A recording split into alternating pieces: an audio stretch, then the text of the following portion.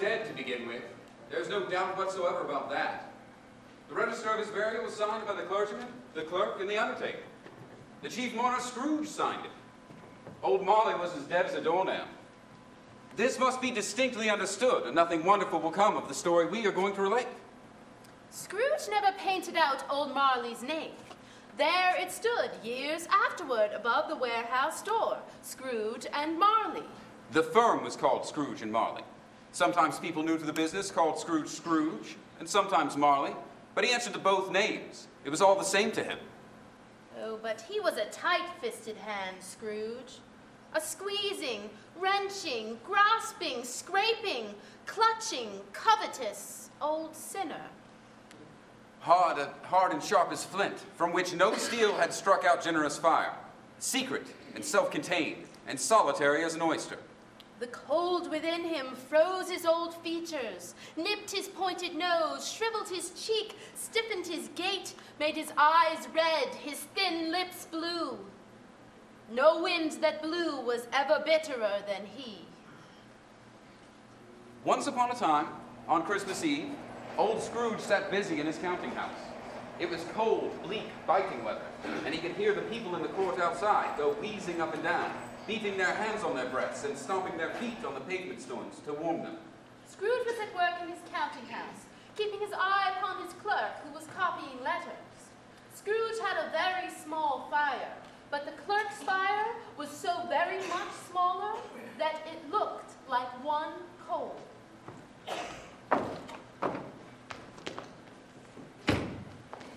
Merry Christmas, Uncle.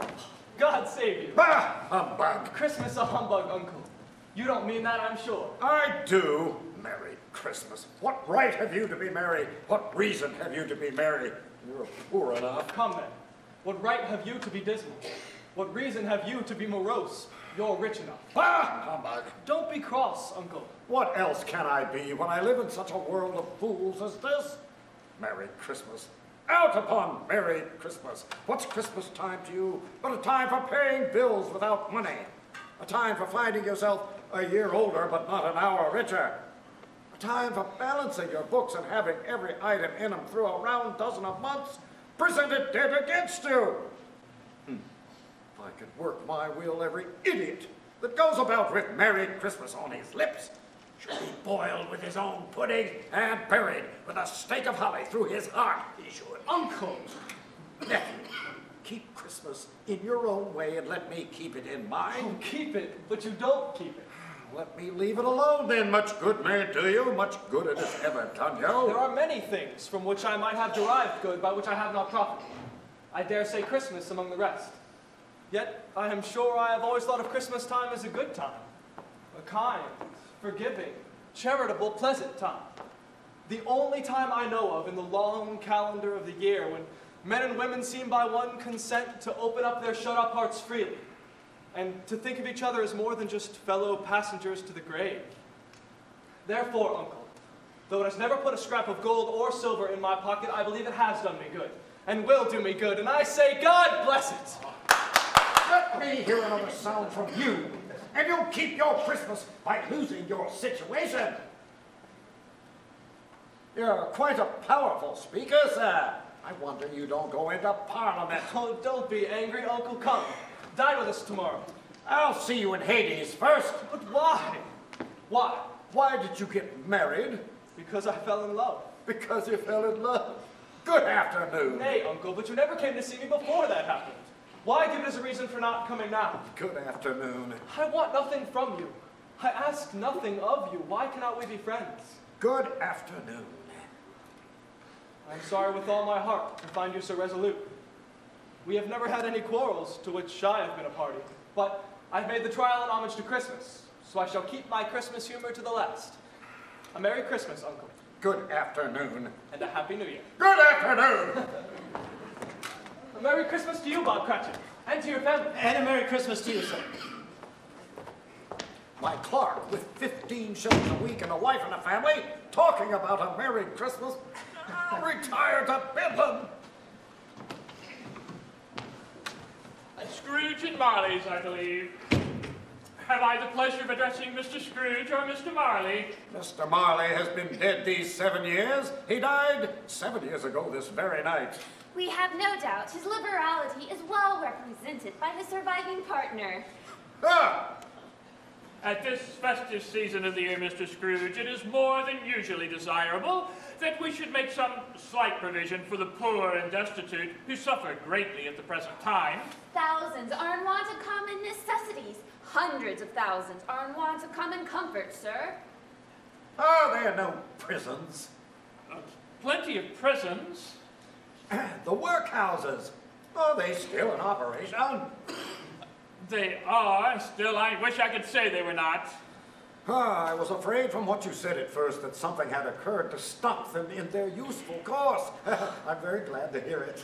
Under the impression that they scarcely furnish Christian cheer of mind or body to the multitude, a few of us are endeavoring to raise a small fund to buy the poor some meat and drink and means of warmth. We choose this time because it is a time when want is keenly felt and abundance rejoices. What shall we put you down for? Nothing. You wish to be anonymous? I wish to be left alone. Since you asked me what I wish, that is my answer. My taxes help support the establishments I have mentioned, and those who are badly off must go there.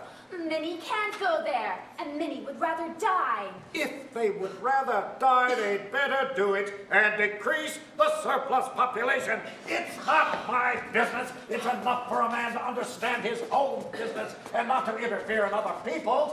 It occupies me constantly. Good afternoon.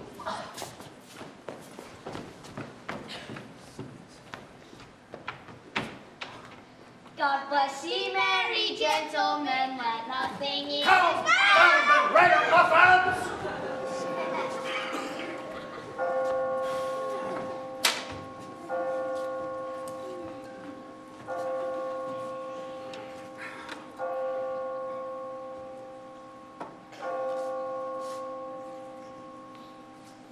You'll want all day tomorrow, I suppose.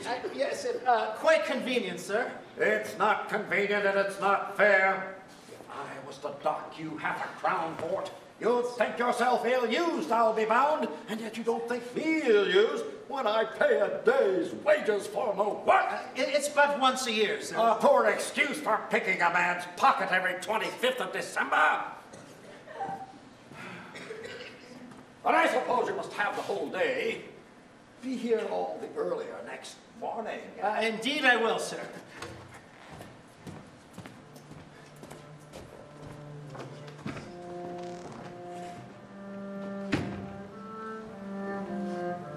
Scrooge took his melancholy dinner in his usual melancholy tavern, and having read all the newspapers, went home to bed.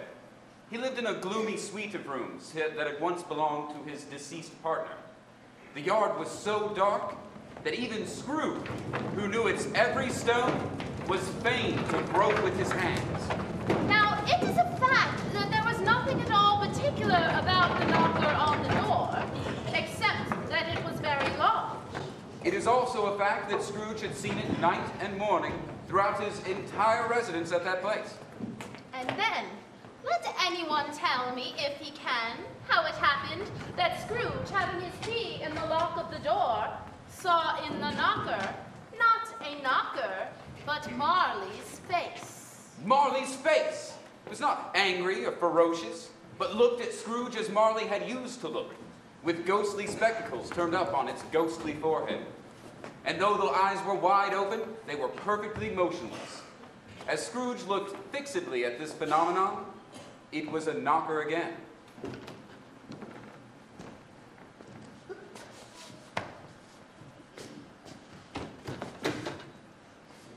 Pooh, pooh.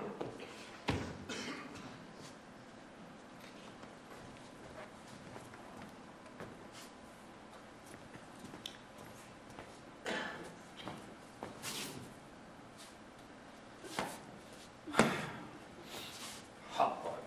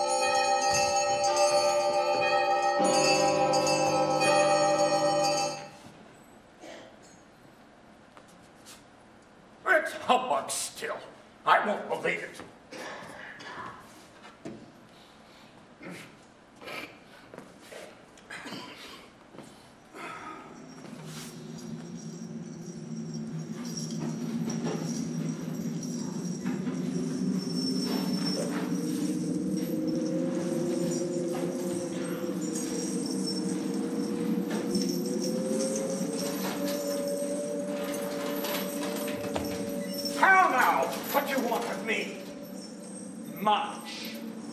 Who are you? Ask me who I was. Well, who were you then? You're particular for a shade. In life, I was your partner, Jacob Marley. Can you sit down? I can. Well, do it then.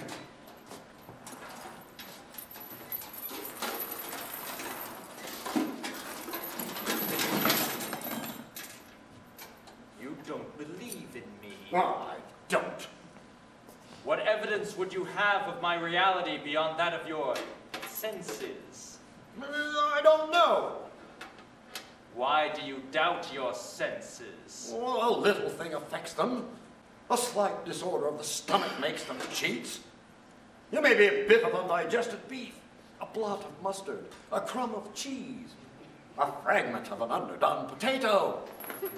There's more of gravy than of the grave about you, whatever you are. Humbug, I tell you, humbug, Oh, mercy, dreadful apparition, why do you trouble me? Man of the worldly mind, do you believe in me or not? I do, I must. But why do spirits walk the earth, and why do they come to me? It is required of every man that his spirit should walk abroad among his fellow men and travel far and wide. And if that spirit goes not forth in life, it is condemned to do so after death. It is doomed to wander through the world, oh woe is me, and witness what it cannot share but might have shared on earth, and turn to happiness. You're better. Tell me why. I wear the chain I forged in life. I made it, link by link and yard by yard. I put it on of my own free will, and of my own free will I wore it. Is its pattern strange to you? Do you know the weight and length of the strong coil you bear yourself? It was full as heavy and as long as this 7 Christmas Eves ago. You have labored on it since. It is a ponderous chain. Jacob! Oh, Jacob Marley, tell me more. Speak comfort to me. Jacob. I have none to give. Little more is all that is permitted me. I cannot rest. I cannot stay. I cannot linger anywhere. In life, my spirit never walked beyond the walls of our counting house. Mark me! In life, my spirit never roved beyond the narrow limits of our money-changing hole, and weary journeys lie before me. 7 years dead and traveling all the time? The whole time. No rest, no peace, incessant torture of remorse. You travel fast. On the wings of the wind. You might have got over a great quantity of ground in 7 years. Oh! Captive, bound, and double iron, not to know that no space of regret can make amends for one life's opportunity misused. And such was I, oh, such was I. But you were always a good man of business, Jacob. Business. Mankind was my business. The common welfare was my business. Charity, mercy, and benevolence were all my business. The dealings of my trade were but a drop of water in the comprehensive ocean of my business. Hear me. My time is nearly gone. I will, but pray don't be hard upon me, Jacob. I have come here tonight to warn you that you have yet a chance and hope of escaping my fate, a chance and hope of my procuring Ebenezer.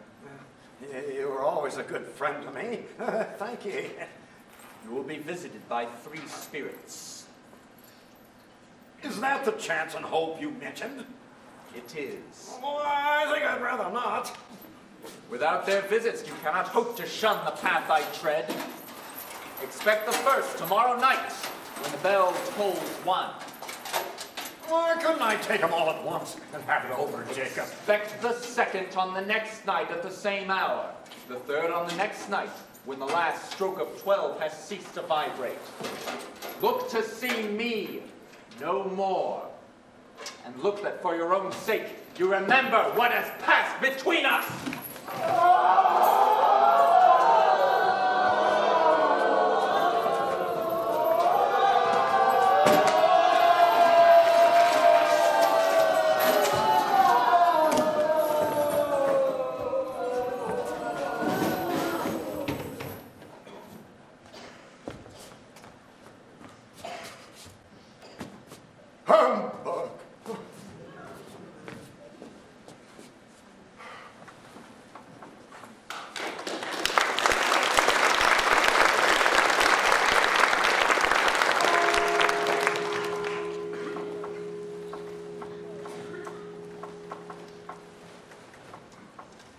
One?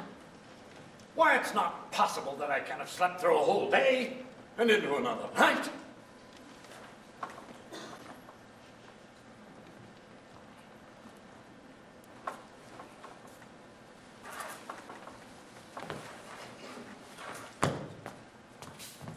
Are you the spirit whose coming was foretold to me? I am. Who and what are you? I am the ghost of Christmas past. Long past? No, your past. For what purpose do you haunt me? Your welfare. Your reclamation, then. Take heed, rise, and walk with me.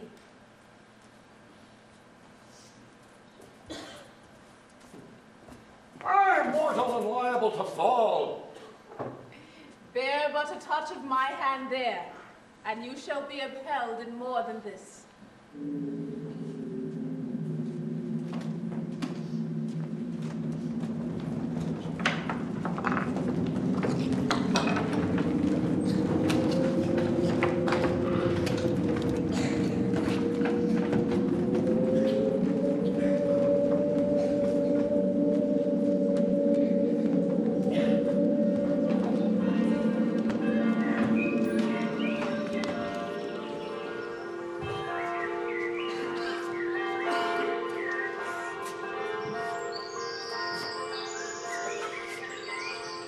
Good heavens! I was bred in this place. I was a boy here. You recollect the way. Remembered, I could walk it blindfolded.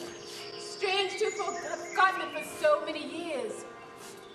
Look, there's Tom. Hello, Tom. Look here, Bert. These are but shadows of the things that have been. They have no consciousness of us. Come.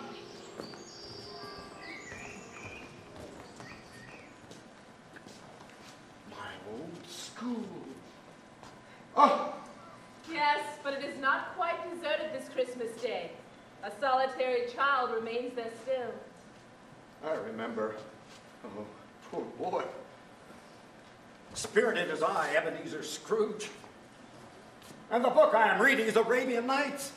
All of the characters on my books came to share Christmas with me. Ali Baba. Oh, there he is now. It's Ali Baba. Oh, dear old honest Ali Baba. One Christmas time when I was left here all alone, he did come just like that. Oh, poor son.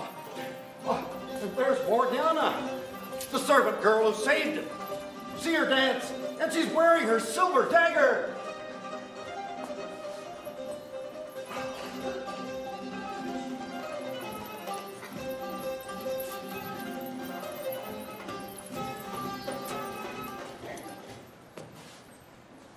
There's Robinson Crusoe with the parrot.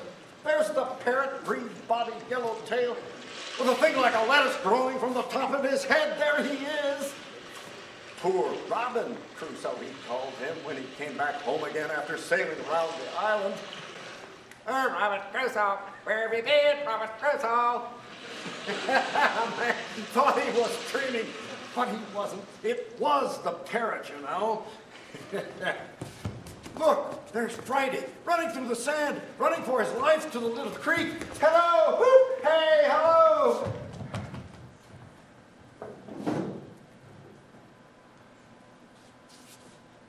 Oh, poor boy. Oh, I wish. But it is too late now. What is the matter? Oh, nothing. Nothing. There was a boy singing a Christmas carol at my door last night. I should like to have given them something, that's all. Let us see another Christmas.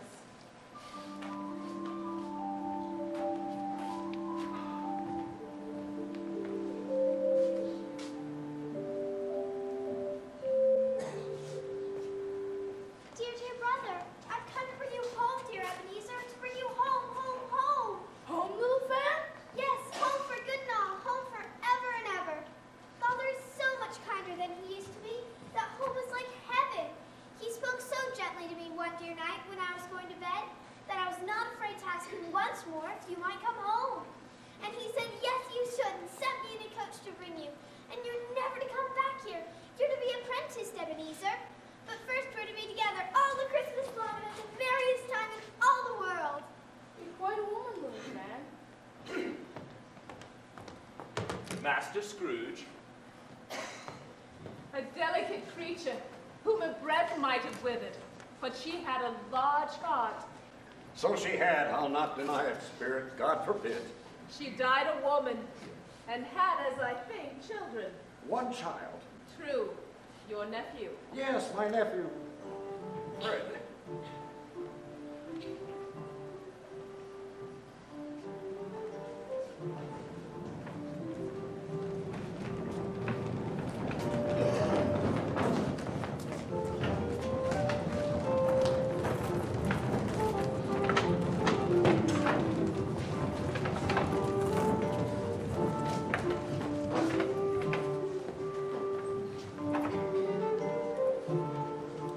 Do you know this place? Know it, I apprenticed here. It's old Fezziwig. Bless his heart, it's old Fezziwig alive again. Yo-ho! Ebenezer! There! Dick Wilkins, to be sure. Oh, bless me, yes, there he is. He was very much attached to me, he was, Dick. Oh, poor Dick. Oh, dear. Yo-ho, no more work tonight, my boys. Christmas Eve, Ebenezer. Christmas, Dick. Hilly-ho, clear away, my lads, and let's have lots of room here. Hilly-ho, Dick. Cheer up, Ebenezer.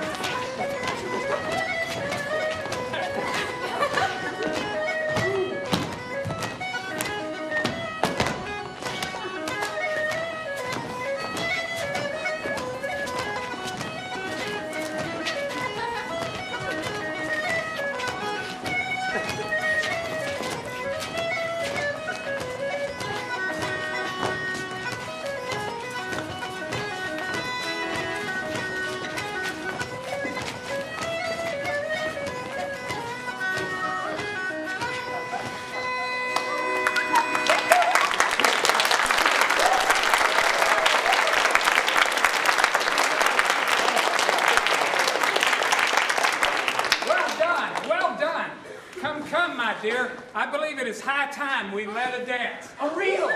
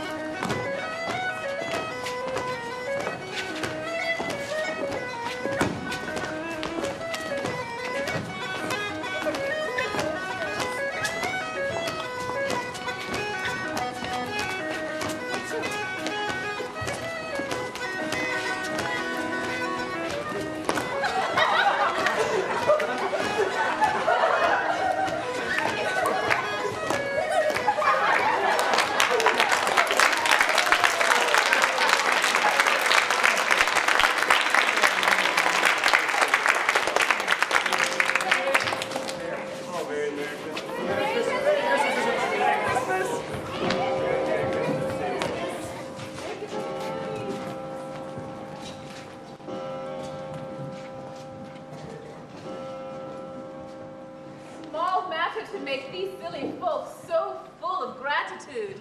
Small? Why is it not? He has spent but a few pounds of your mortal money, 3 or 4 perhaps. Is that so much that he deserves this praise? It isn't that. It isn't that, Spirit. He had the power to make us happy or unhappy, our service light or burdensome, a pleasure or a toil. Say that his power lay in words and looks, in things so slight and insignificant that it is impossible to add and count them up. What then? The pleasure he gives is quite as great as if it had cost a fortune.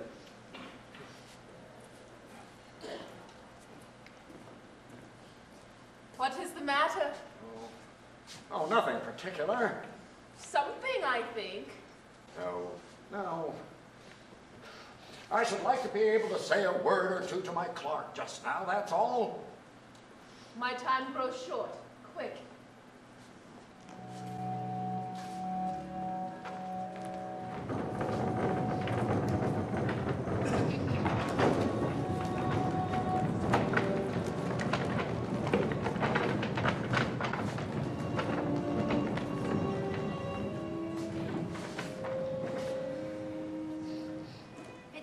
Little, and to you, Ebenezer, very little. Another idol has displaced me, and if it can cheer and comfort you in the time to come, as I would have tried to do, then I have no just cause to grieve. What idol has displaced you, Belle? A golden one. There is nothing on which the world is so hard as poverty, and nothing it professes to condemn with such severity as the pursuit of wealth. You fear the world too much. I have seen your nobler aspirations fall off one by one, until this master passion, gain, engrosses you, have I not? What then? Even if I have grown so much wiser, Belle, what then? I am not changed toward you, am I? Ebenezer, our contract is an old one, and when we promised to wed, we were both poor, and content to be so. Until in good season we could improve our worldly fortune by our patient industry. You are changed. When we promised, you were another man. I was a boy. Your own feelings tell you that you are not what you once were. I am. And that which promised happiness when we were one in heart is now fraught with misery now that we are two. And so I release you. Have I ever sought release? In words? No, never. In what then? In a a changed nature, in an altered spirit, and another atmosphere of life, another hope at its great end, and everything that made my love of any worth or value in your sight. If this had never been between us, tell me, Ebenezer, would you seek me out and try and win me now? No. You think not, Belle? I would gladly think otherwise if I could.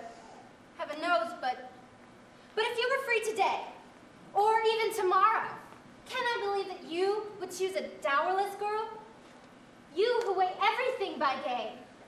Or in choosing her, do I not know that your repentance and regret would surely follow? I do. And so I release you with a full heart, and for the love of him you once were. May you be happy in the life you have chosen.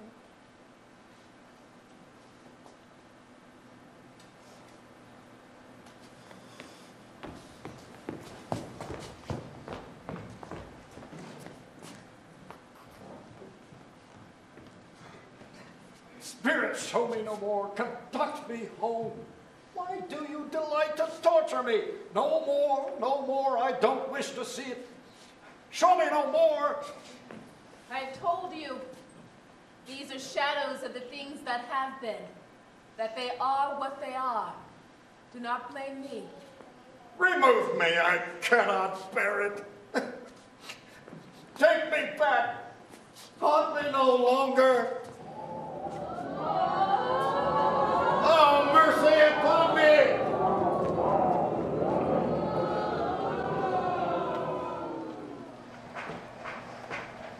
Well, Mrs. Dickens, it appears the spirits are having an effect on Ebenezer Scrooge.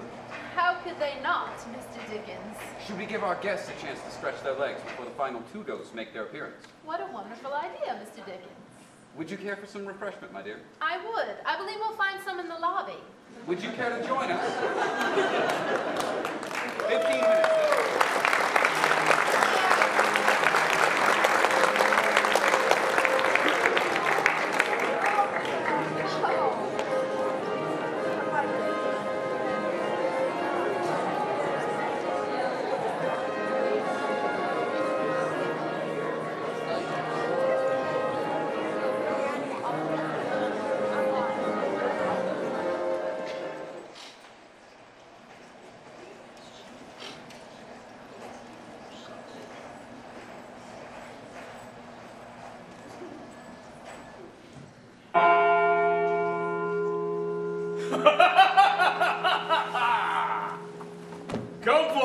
Come forth and know me better, man.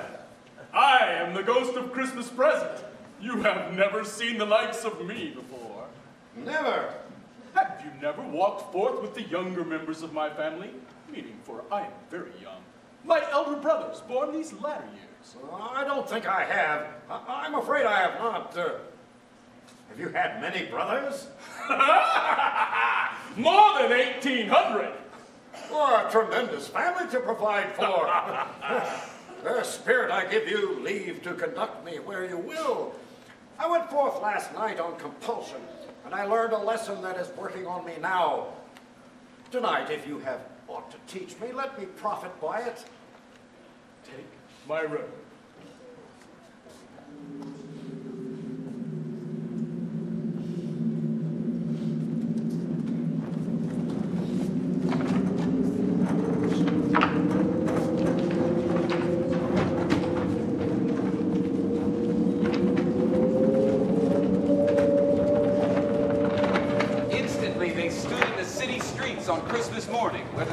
Rough but brisk and not unpleasant type of music, in scraping the snow from the pavement in front of their dwellings. The people who were shoveling away on the housetops were jovial and full of glee, calling out to one another and now and then exchanging a merry snowball. Soon the steeples called good people to church and chapel, and they came flocking through the streets in their best clothes and wearing their gayest faces. Scrooge and the spirit went invisible into the suburbs of the town, where they stopped at the four-roomed house of his clerk, Bob Cratchit.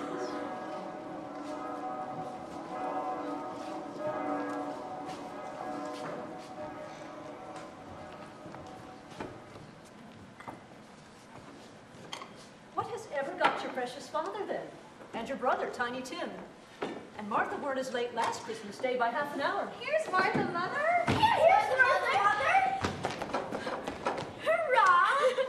Such a gift! Oh, that's there. Why, bless your heart alive, my dear, how late you are. We had a deal of work to finish up last night, and I had to clear it all the way this morning. Well, never mind, so long as you are come. Sit you down before the fire, my dear, and have a warm, Lord bless you. Oh, there's Mother coming. Hi, Martha. Hi!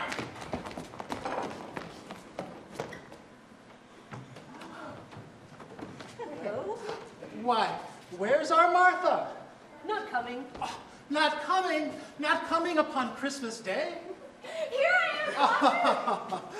And did you believe, Father, that our Martha would miss Christmas Day? Never. That's my girl. And how did little Tim behave? As good as gold and better. Somehow he gets thoughtful sitting by himself so much and thinks the strangest thoughts you ever heard. He told me coming home that he hoped the people saw him in the church because he was a cripple, and it might be pleasant to them to remember upon Christmas Day who made lame beggars walk and blind men see. Did he now? Mother, I think this spring we'll find our Tim strong and hearty. We'll pray so, Father. Tim, just smell these potatoes. Peter Cratchit, they'll never be done if you keep letting the heat out. Now, who will fetch the goose from the baker's? Oh, Father, would you finish the punch? Martha, dear, get the potatoes.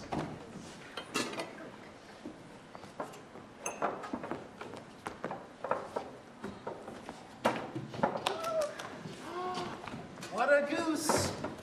Oh, I don't think I've ever seen such a fine goose, eh, Tim? A Merry Christmas to us all. God bless us. God bless us! God bless us, everyone!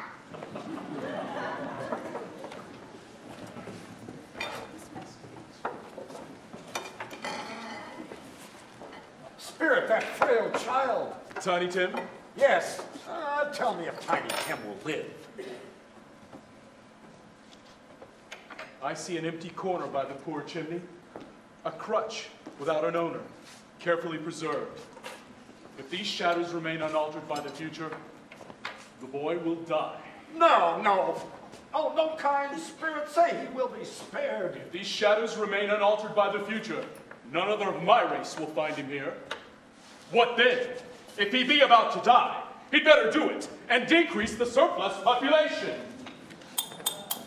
Mr. Scrooge, I give you Mr. Scrooge, the founder of the feast. The founder of the feast, indeed. I wish I had him here. I'd give him a piece of my mind to feast upon, and I hope he had good appetite for it. My dear, the children, it's Christmas Day. It should be Christmas Day, I'm sure, to which one drinks the health of such an odious, stingy, hard, unfeeling man as Mr. Scrooge. You know he is, Robert. No one knows it better than you, poor fellow.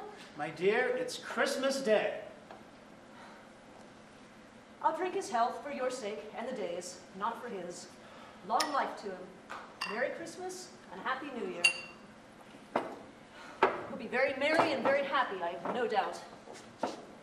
I am the ogre of this family.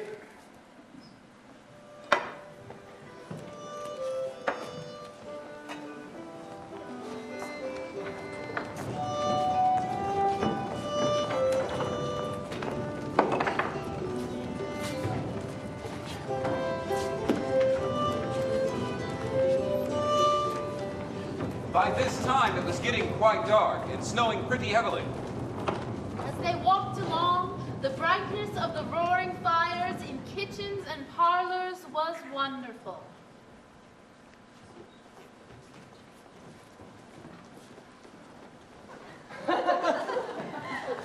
He said that Christmas was a humbug as I live, and he believed it too. No more shame for him, Fred. He's a comical old fellow, that's the truth, and not so pleasant as he might be. However, his offenses carry their own punishment, and I have nothing to say against him. Well, I'm sure he's very rich, Fred. At least you always tell me so. What of that, my dear? His wealth is of no use to him. He doesn't do any good with it. He doesn't make himself comfortable with it, and he certainly hasn't the satisfaction of thinking that he's ever going to benefit us with it. Well, I have no patience with him. Oh, I have. I couldn't be angry with him if I tried. Who suffers by his ill wills? Himself, always. Here, he takes it into his head to dislike us, and so he won't come and dine with us.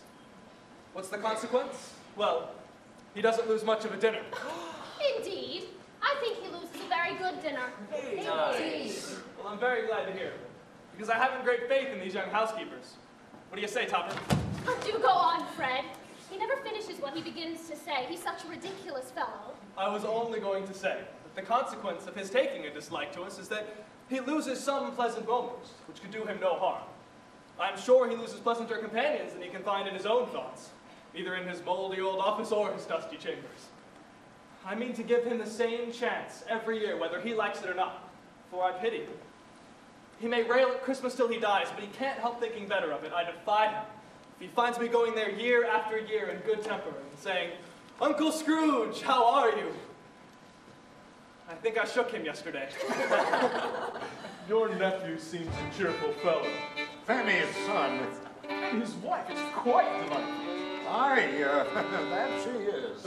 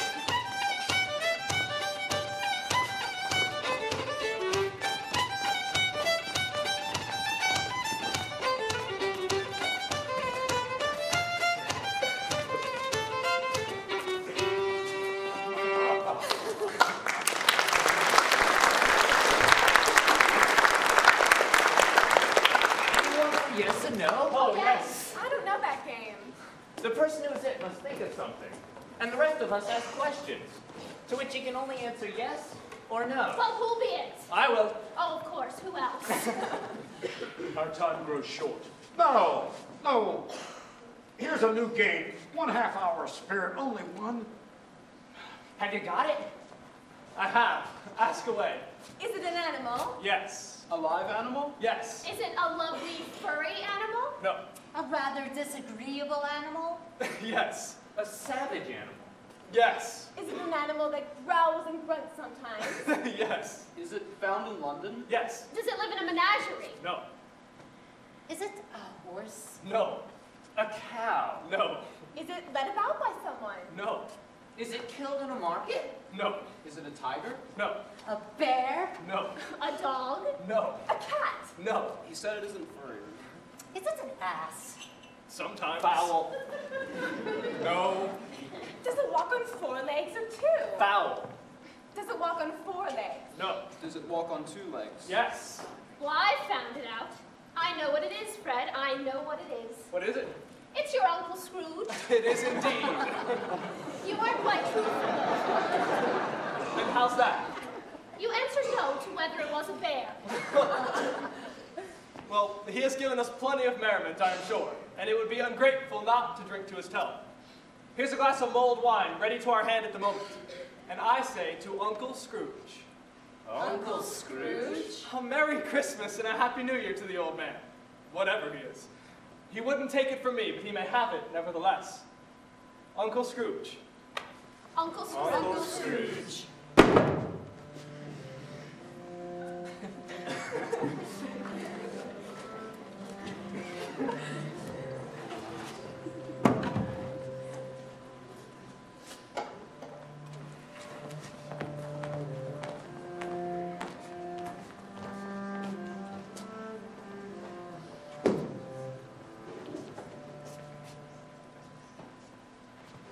Spirit, you seem greatly aged. Are spirits' lives so short? My time upon this globe is very brief. It ends tonight. Tonight? Tonight at midnight. My hour draws near. Well, forgive me if I am not justified in what I ask. But I see something strange and not belonging to yourself protruding from your skirts. Is it a foot or a claw? It might be a claw for all the flesh that is upon it. Look. Look here, man. Look here. Spirit, are they yours? They are mankind's. The boy is ignorance. The girl, want. Beware them both in all their degree, but especially the boy. For on his brow I see written that which is doom. Unless it be erased, deny it, and abide the end. Have they no refuge or resource? Are there no prisons? Are there no workhouses?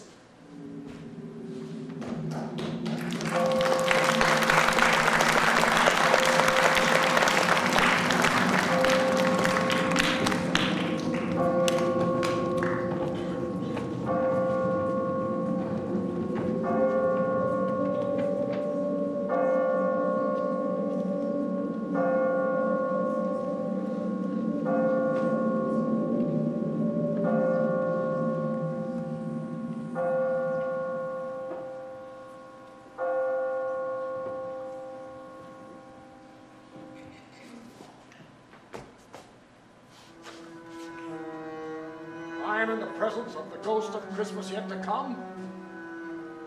You are about to show me shadows of things that have not happened, but will happen in the time before us. Is that so, Spirit? Ghost of the future, I fear you more than any specter I have seen. But as I know your purpose is to do me good, and as I hope to live to be another man from what I was, I am prepared to bear you company, and I do it with a thankful heart. Will you not speak to me?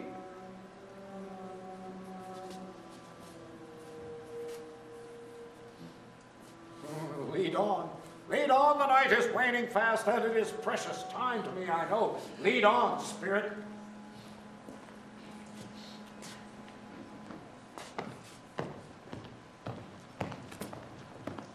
No, I don't know much about it either way. I only know he's dead. When did he die? Last night, I believe. Why? What was the matter with him? I thought he'd never die. God knows. Well, what has he done with his money? I'm not sure.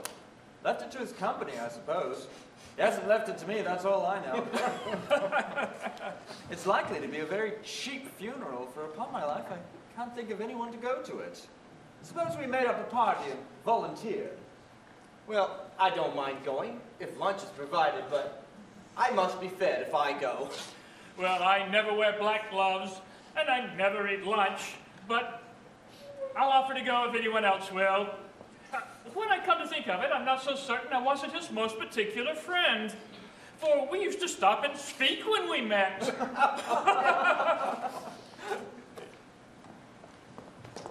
Spirit, those men are my business associates. Who can they be talking about?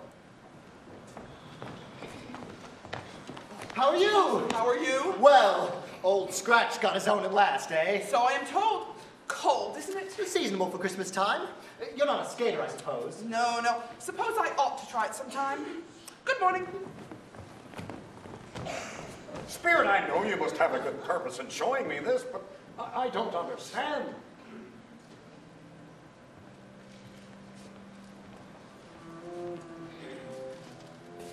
They left the busy scene and went into a part of town where Scrooge had never penetrated before.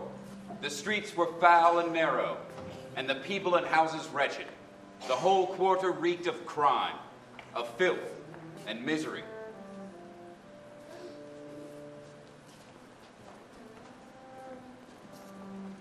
Let the charwoman alone be the first, the laundress the second, and the undertaker man the third. Look here, old Joe, here's a chance. If we all three had met here without meaning it. Well, you couldn't have met in a better place. Come into the parlor. You made free of it long ago, you know. And the other two ain't strangers. We're all suitable to our calling. We're well matched. Come into the parlor. Come into the parlor. What odds, then? What odds, Mrs. Dilber? Every person has a right to take care of themselves. He he always did. That's true indeed. No man more so. Well, then don't stand staring as if he was afraid, woman. Who's the wiser? Poke holes in each other's coats, I suppose. No, indeed. We should hope not. Very well, then, that's enough. Who's the worse for the loss of a few things like these? Not a dead man, I suppose. No, indeed. If he wanted to keep him after he was dead, why wasn't he more natural in his lifetime? If he had been, he'd have had somebody to look after him when he was struck with death. Instead of lying and gasping out his last there alone by himself. Oh, it's the truest word that ever was spoke. It's a judgment on him. And I wish it was a little heavier judgment. And it should have been. You can depend upon it. I couldn't lay my hands on anything else. Open this bundle, old Joe. Let me know the value of it. Speak out plain. I'm not afraid to be the first, nor afraid for them to see it. You know pretty well we were helping ourselves before we met here, I believe. It's no sin. Open the bundle, Joe. You first. Let's see what you got.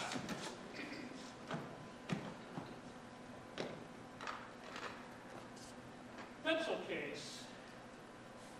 Ah, a seal. Sleeve buttons. Ah, this brooch is nice.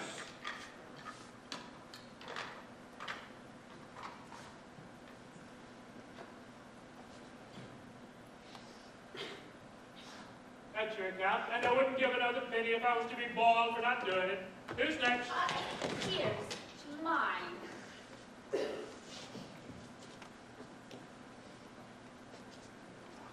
Sheets.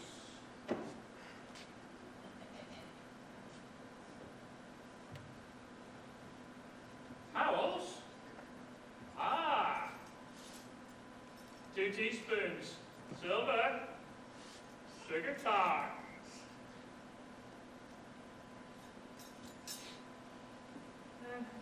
Boots. You could use a polish.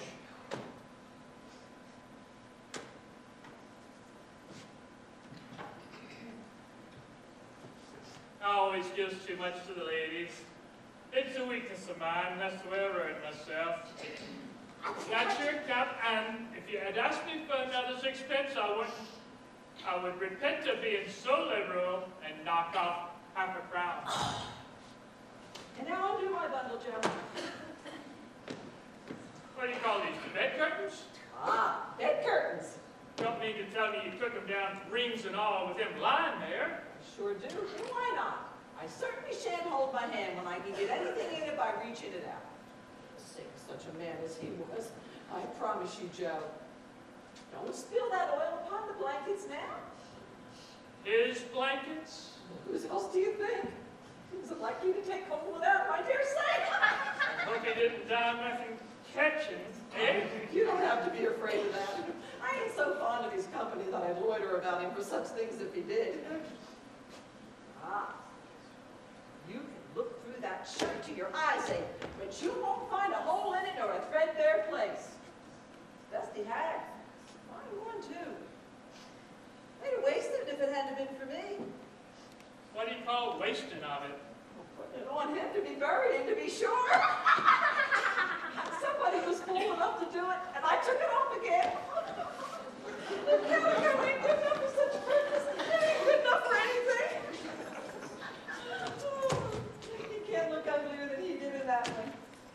Well, this is the end of it, you see. He frightened everyone away from him when he was alive, to profit us when he was dead. Spirit, I see that the case of this unhappy man might be my own. My life tends that way now.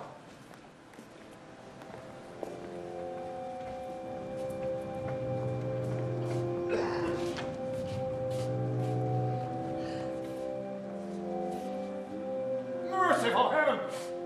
What is this?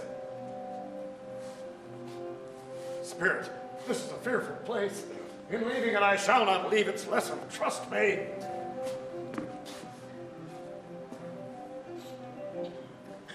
I understand you, And I would do it if I could, but I have not the power, Spirit. I have not the power. If there's any person in the town who feels emotion at this man's death, show that person to me, I beseech you, Spirit. Is it good or bad? Bad? We're quite ruined. No, there is hope yet, Caroline. If he relents, there is. Nothing is past hope if such a miracle has happened. He is past relenting. He is dead. Oh, merciful God. What the half-drunken woman told me last night, when I tried to see him and obtain a week's delay, turns out to have been quite true. He was not only very ill, but dying then. To whom will our debt be transferred? Well, I don't know. But before that time, we shall be ready with the money. We may sleep tonight with light hearts, Caroline. Oh, let me see some tenderness connected with the death. Or that dark chamber which we left just now, Spirit, shall be forever present to me.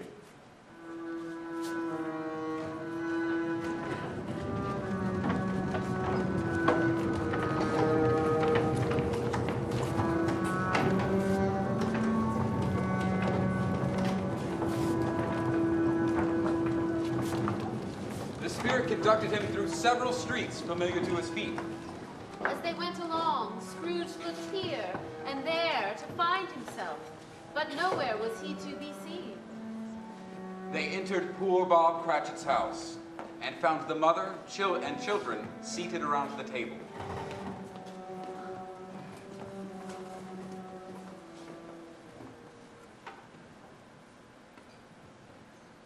And he took a child and set him in the midst of them.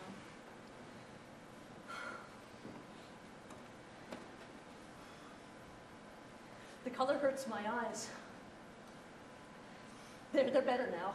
It makes them weak by candlelight, and I wouldn't show weak eyes to your father for the world when he comes home. It must be near his time. Past it, rather. But I think he's walked a little slower than he used these last evenings, Mother. I have known him to walk with Tiny Tim upon his shoulder, very fast indeed. And so have I, often. And so have I. But he was very light to carry, and his father loved him so that it was no trouble. No trouble. And there's your father at the door. Hello, Father.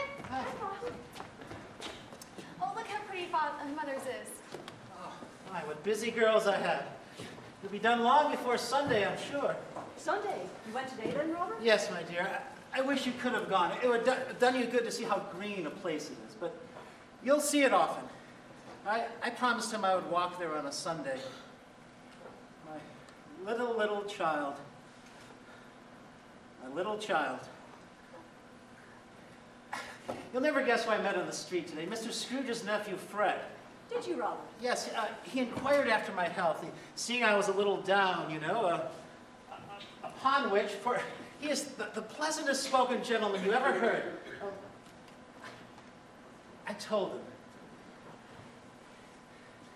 And so I told him. I'm heartily sorry for it, Mr. Cratchit, he said, and heartily sorry for your good wife. Dear man. By the by, how he ever knew that, I'll never know. Knew what, Robert? Why, that you're a good wife. Everybody knows that. Very well observed, my boy. I hope they do.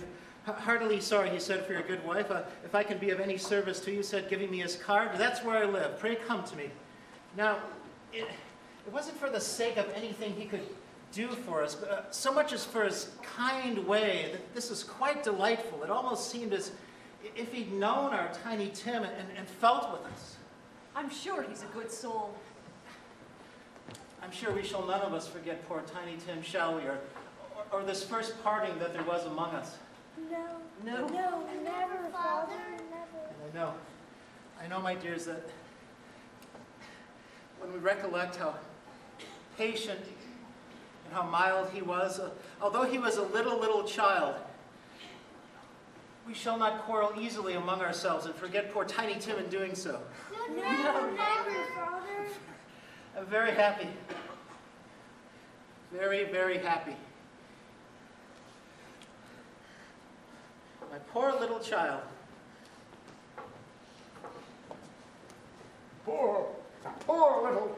12.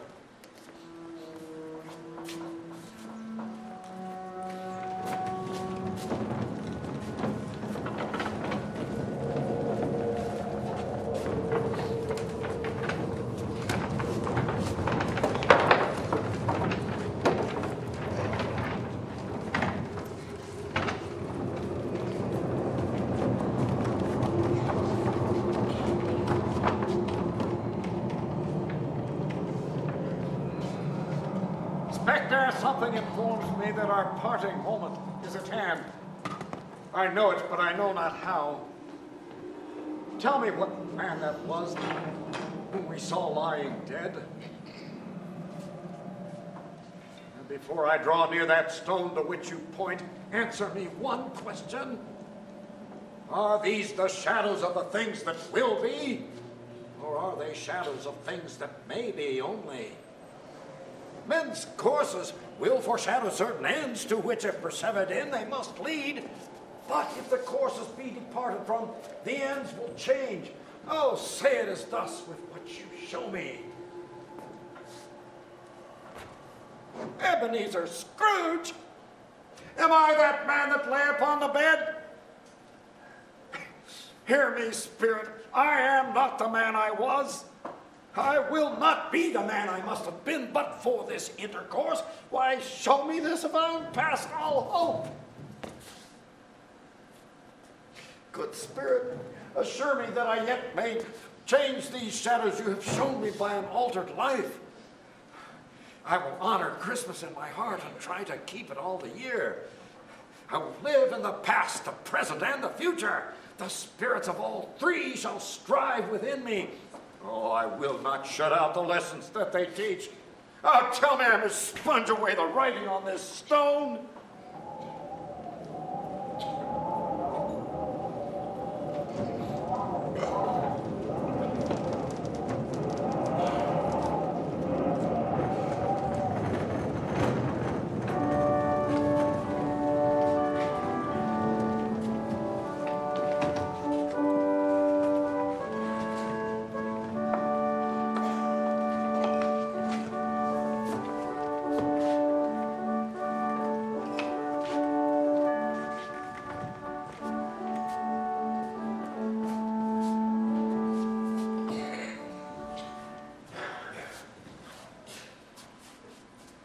I will live in the past, the present, and the future.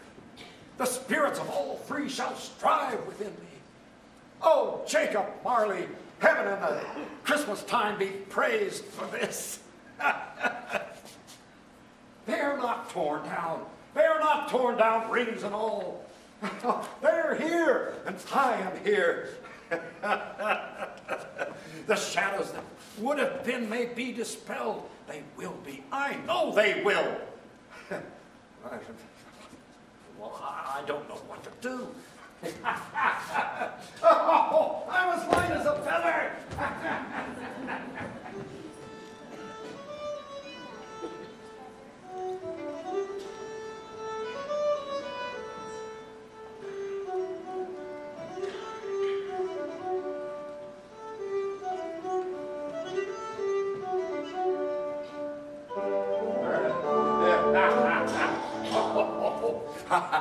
I'm as happy as an angel.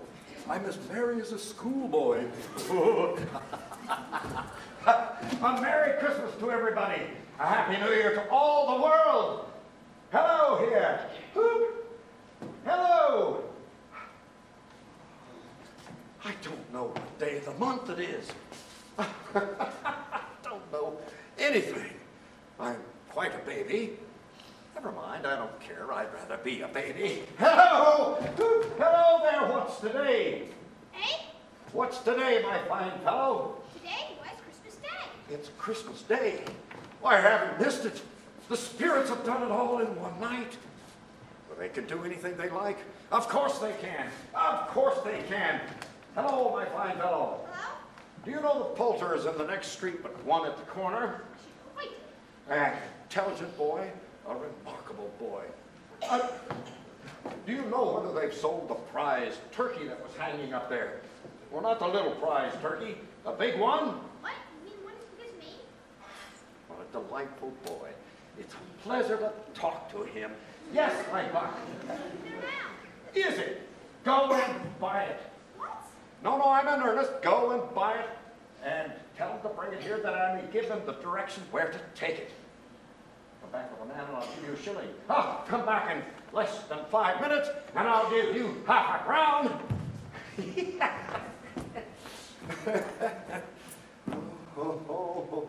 I shall send it to Bob Cratchit. He shan't know who sent it. It's twice the size of Tiny Tim. Butcher never made such a joke as sending it to Cratchit's will be. I shall love it as long as I live. I scarcely ever looked at it before. What an honest expression it has on its face. It's a wonderful knocker.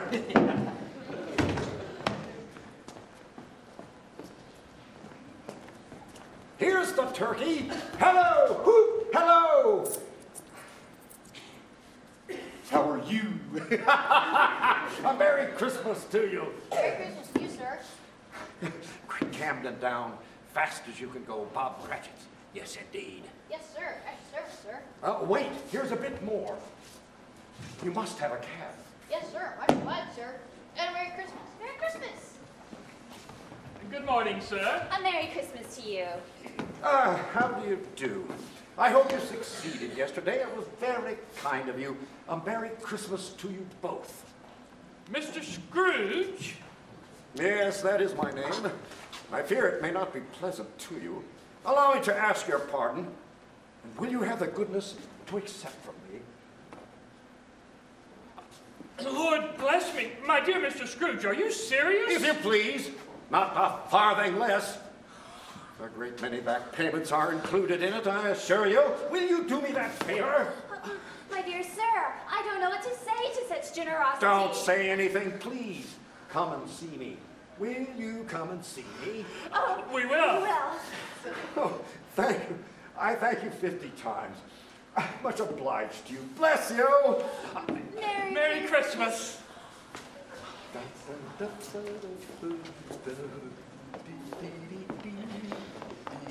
Fred!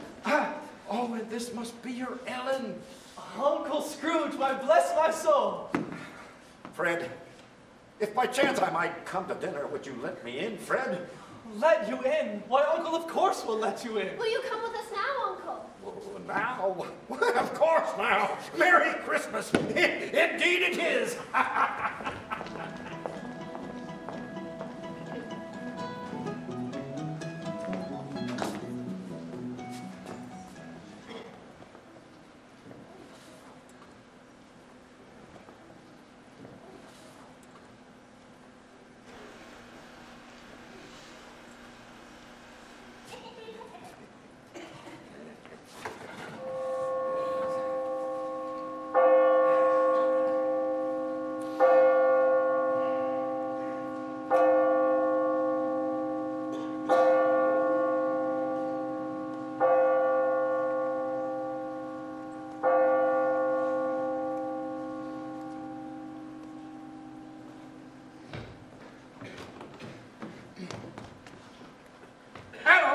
Do you mean coming in here this time of day? I'm very sorry, sir. Behind my time. You are. Yes, I think you are. Step this way, if you please. It's but once a year, sir. It shall not be repeated. I was making rather merry yesterday, sir. Now, I'll tell you what, my friend. I'm not going to stand for this sort of thing any longer. And therefore, I am about to raise your salary. A Merry Christmas, Bob. A Merrier Christmas, Bob, my good fellow, than I've given you for many a year. I'll raise your salary and endeavor to assist your struggling family. And we will discuss your affairs this very afternoon over a Christmas bowl of smoking bishop, Bob.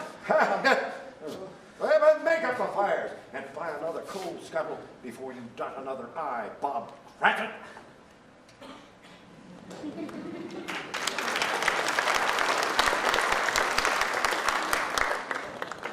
Scrooge was better than his word. He did it all, and infinitely more.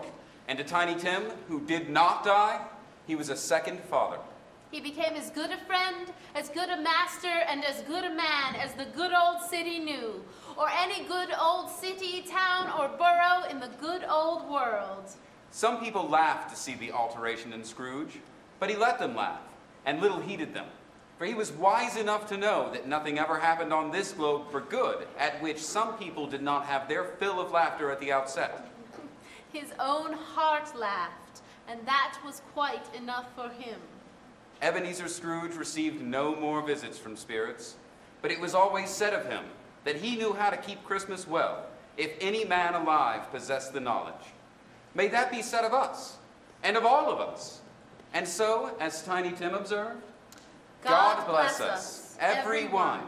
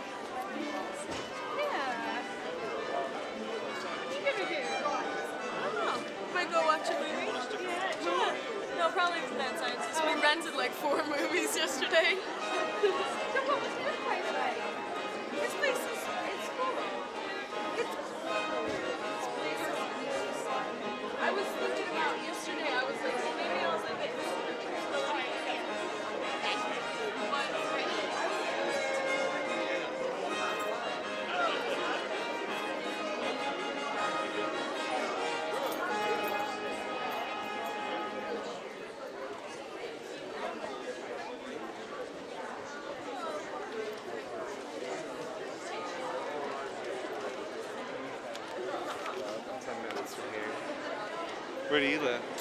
West.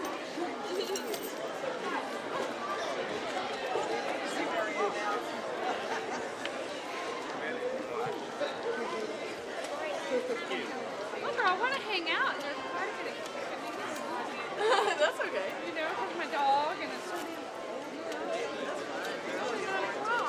Friday night. I don't want to hang out with you.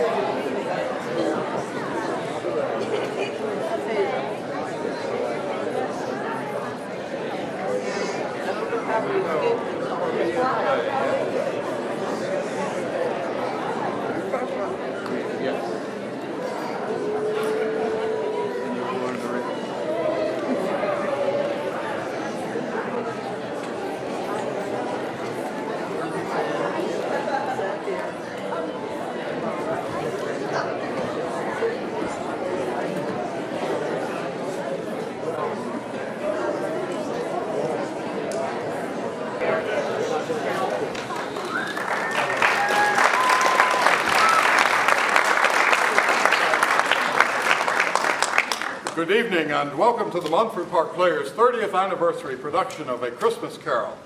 I'm John Russell and I have the honor to serve as the managing director for the Montford Park Players.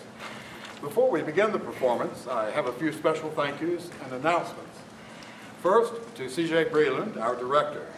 C.J. has taken on the awesome responsibility of rewriting, designing, and directing our 30th anniversary production, and she's performed brilliantly. I know that you'll be pleased with the results. Secondly, to Tiffany Fisher-Love, our stage manager. Tiffany has excelled at everything that she's ever attempted, and we'll miss her a lot when she leaves for college next fall. Boy, we will really miss her, I'll tell you. Among her other accomplishments, she brought to life Elsinore Castle for us in our production last summer of Hamlet, serving as the nation's youngest professional technical director in outdoor drama. To the cast, a group of very talented and extremely dedicated people who came together and gave up weeks of their lives and their leisure time to rehearse this weekend's performance for you, our audience, our friends. To Victoria Smith, our costume designer, and Jill Ersom, our costume conservator, for some of the most exquisite costume designs I've seen. To our friends at Manna Food Bank, we thank you, our audience, for your donations of non-perishable food to help Manna Food Bank feed the hungry throughout western North Carolina during this season. If you didn't remember to bring your canned goods, the donations will be taken in the lobby all weekend long. At this time, we'd like to recognize some very special individuals who have helped the Montford Park Players to grow and to prosper. Irby and Faye Brinson, would you please join me on the stage?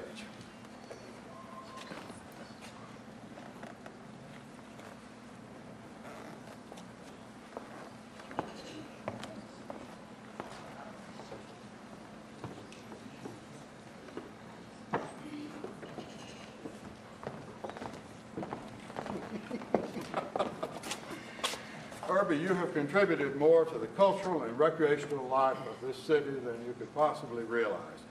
Your support of our mission has enabled us to entertain more people and to reach more underserved populations than we could have ever hoped to do so on our own. We're very grateful for your many years of service to this community, and I'd like to read a resolution adopted by our Board of Directors. Whereas William Irby Brinson Jr. has faithfully served the citizens of Asheville for over 30 years, and whereas in his capacity as Director of the Asheville Parks and Recreation Department, he has earned Asheville the distinction of having the first municipal recreation department accredited in the United States, and whereas his substantial, much needed, and gratefully received efforts on behalf of the Montford Park Players have contributed substantially to the growth and vibrancy of North Carolina's longest-running Shakespeare Festival, be it therefore resolved by action of the Board of Directors of the Montford Park Players that William Irby Brinson Jr. is hereby elected a lifetime member of the Montford Park Players with all the rights and privileges thereunto appertaining. Dr. Joseph Young, our board chair, will now present you with your official membership credentials.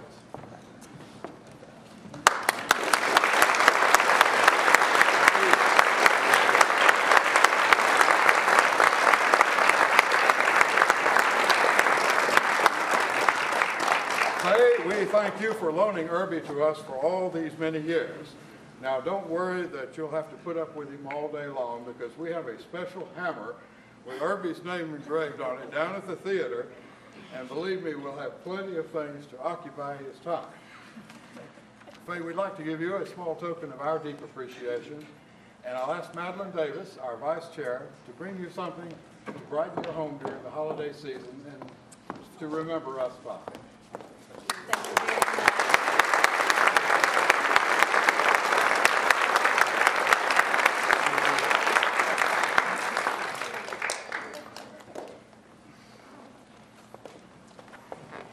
And now, Hazel and John Robinson, will you join me on the stage, please?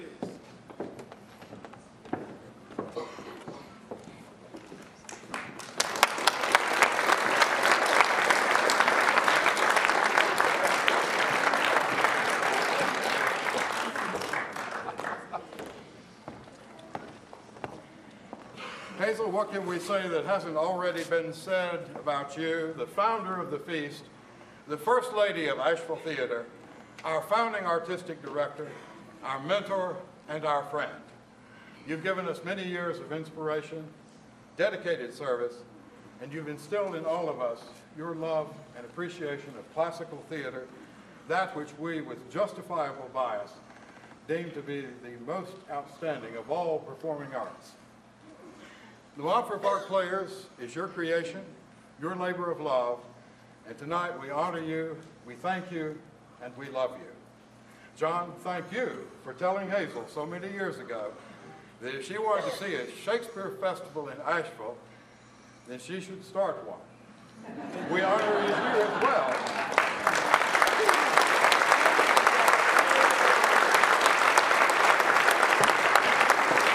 Co-founder of the feast.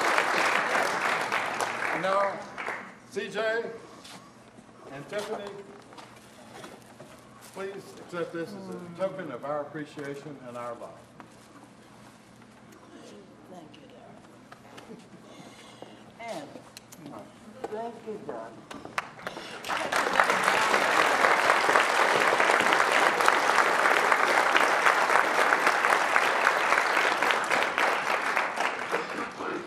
And now just a couple of announcements. Refreshments will be available in the lobby at intermission. According to Asheville Community Theater, please don't bring any food or drink into the theater. The fire exits are on either side of the stage and directly up the aisles as you came in. Please turn off all cell phones and pagers. Now we welcome.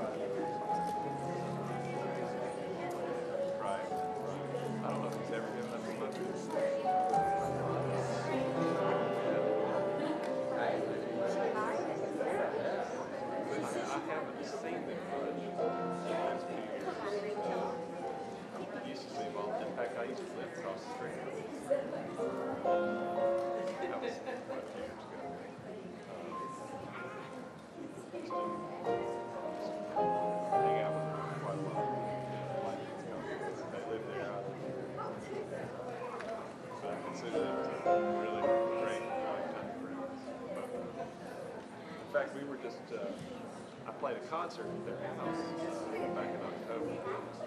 House concert.